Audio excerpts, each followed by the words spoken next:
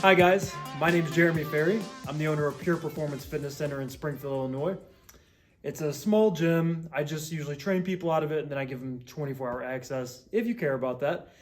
I've been training people for 11 years and I've been training myself for 19. I'm giving you this short background introduction on me so you kind of have an idea of where I've been, kind of. If you have more questions, pop them into the comments section. I'll be sure to answer them. Today, we're going to start the series on mechanical tension. When I say mechanical tension, all I'm talking about in terms of the body is our ability to put tension across muscle fibers. This being said, that is the main component of hypertrophy or muscle growth. Before some of you panic about the idea of muscle growth, please understand, if you're trying to meet aesthetic goals, meaning you want to look better, you want your body to look better or look a certain way, I shouldn't necessarily say better, then you're going to be doing one of two things in most cases. And one is losing fat, which we won't be covering in this series, or two, building muscle tissue, which is what we are going to be covering in this series. And in order to do so effectively, we need to make sure that while we're lifting weights, we're generating proper mechanical tension in the muscle tissue we're trying to target. If we don't do that, then what we're doing is we're just spinning our wheels and wasting our time. Now I get it, the gym is cool, but you probably have better shit to be doing than just hanging out here all day for no reason. So that being said, we're gonna start with biceps and generating mechanical tension through our bicep. The reason we're starting with biceps is because in my opinion, it's a really simple concept and possibly the easiest to understand out of almost all the muscle groups.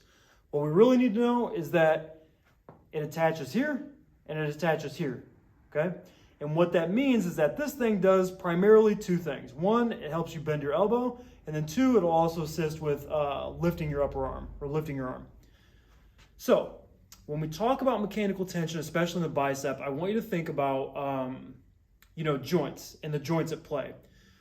If you don't know, when you're working your bicep, the main thing you're going to be doing is curling. You can also make a case that any kind of pulling motion will also be working your bicep, but in this video in particular, we're focused on just isolating the bicep. So, got this phone charger here, and we're gonna do a little demonstration. I want you to think about my left hand as being my shoulder and my right hand as being my elbow, and this cord here as being my bicep. And what we're gonna do is we're gonna move the whole thing left and right. So if my shoulder's moving and my elbow's moving, really nothing is happening through my bicep, right? Almost no force is being generated. But if I lock down my shoulder and then move my elbow, you'll see the cord straightens out. So this is generating effective tension through your bicep.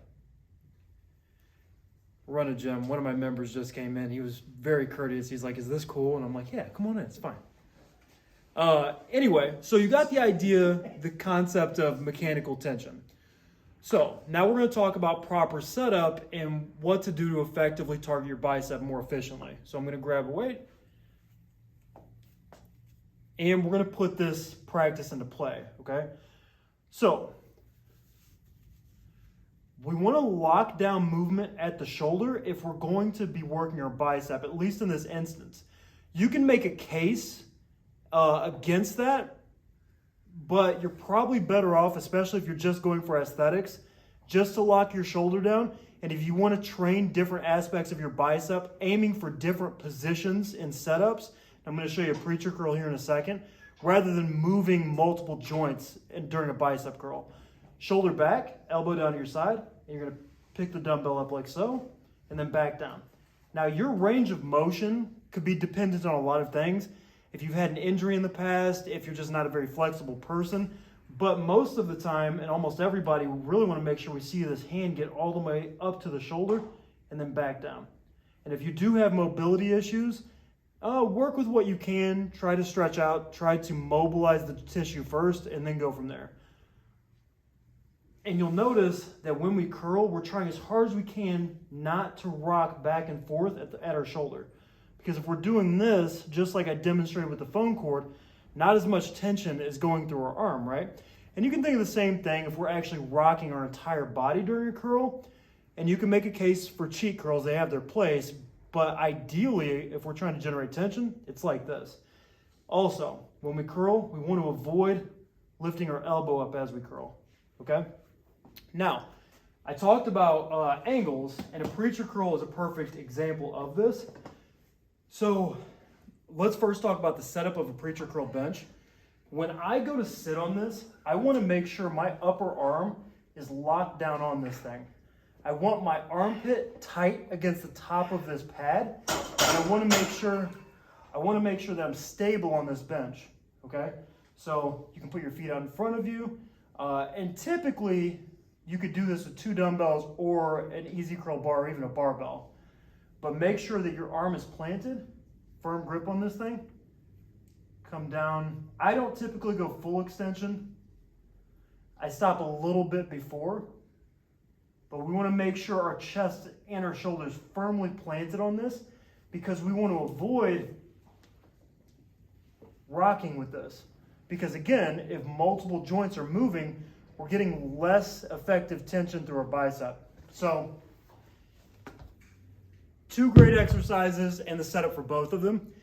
As we continue this mechanical tension series, if you will, keep in mind, proper setups are important, but there are going to be some compound exercises where we're not going to be looking to necessarily lock down joints all the time. Sometimes it's good for joints to move, especially through bigger ranges of motion.